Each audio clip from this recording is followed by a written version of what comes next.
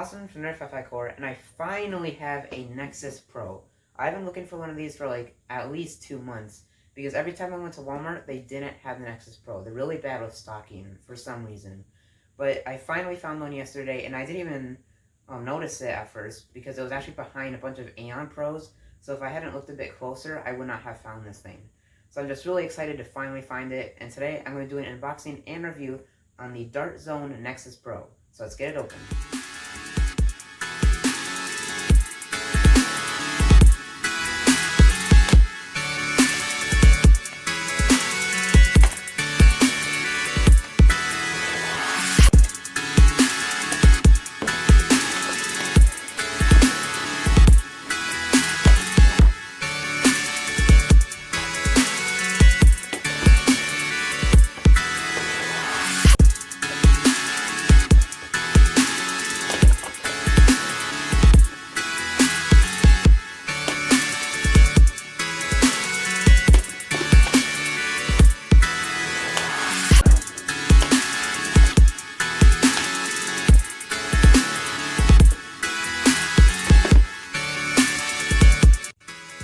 Included is the blaster itself, the extendable stock, the flip-up sight and iron sight, 12 standard length darts and 12 half-length darts, a 12-round half-length magazine, a 12-round standard length magazine, the half-length magazine adapter, and the muzzle extension.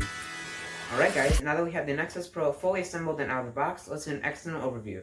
So starting at the front, we do not have an end-strike barrel attachment lug, and that makes sense because this is not an official Nerf blaster. However, this is actually removable.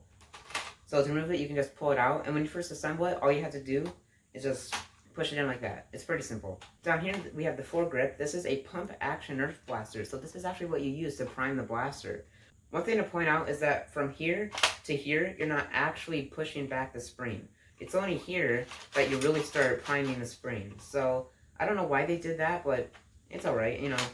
It's just a little bit weird, and I think it definitely takes some getting used to. Up here we do have a tactical rail, and we also have one over here. This is not a standard Nerf tactical rail, this is a Picatinny style rail, which is also the same type of rail that the rival blasters use. And they do actually give us 2 attachments, which is pretty cool. So we have this is an iron sight. And we can put that at any point you want. However, over here we have the flip-up sight, and this, you have to put it back in this position. You can't put it up any further than that. And I don't think you can put it on this rail because there's not enough space to actually put it on the rail. So I don't know really why they made it that way, but it is pretty cool. And this flip-up sight, all you do is just lift it up like that, and then you can look down and line up the iron sight with the little notches. Back here we have the stock, and this is an extendable stock, and you can also take it off. So to take it off, you just clamp it down and pull it right off. And to put it on, you do the same thing, to clamp it down, but then put it on. And to get it to the setting that you want, all you have to do is just clamp it and then move it and let go and let it click in. On this right here with the 3 notches, this is my preferred setting. I just like it because it's pretty comfortable, and I can also line up the flip-up sight with the iron sight pretty well. Down here we have the grip. Now it's definitely not the most comfortable grip in my opinion. It is a bit chunky for me, but it is pretty comfortable. And then over here we have the mag well. So they include a full-length magazine, and then they also include a half-length magazine, plus an adapter so you can put the half-length magazine in this mag well. So you don't actually need to keep the adapter on this magazine. So to remove just the actual magazine, you have to use this bigger mag release right here. And there you have the half-dart magazine. But then let's say you want to switch back to the full-length magazine, all you need to do is just use the regular mag release, pull it out, and then grab your full-length magazine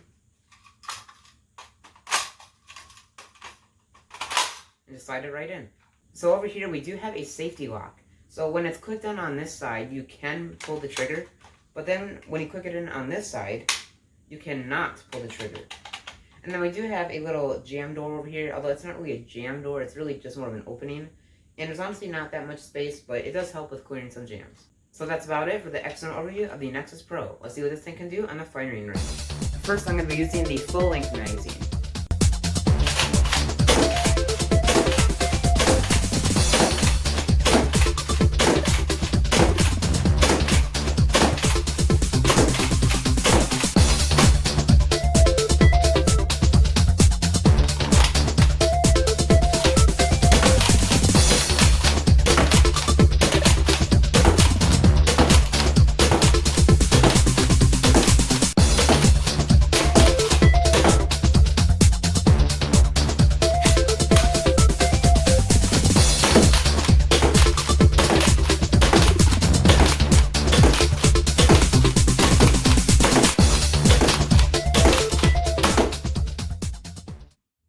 Now to my final opinion on the Dart Zone Nexus Pro.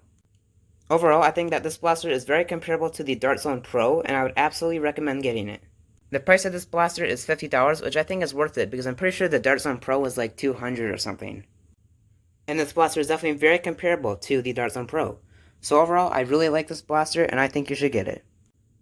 And that concludes my review on the Dart Zone Nexus Pro. Thank you very much for watching, and see you in the next video.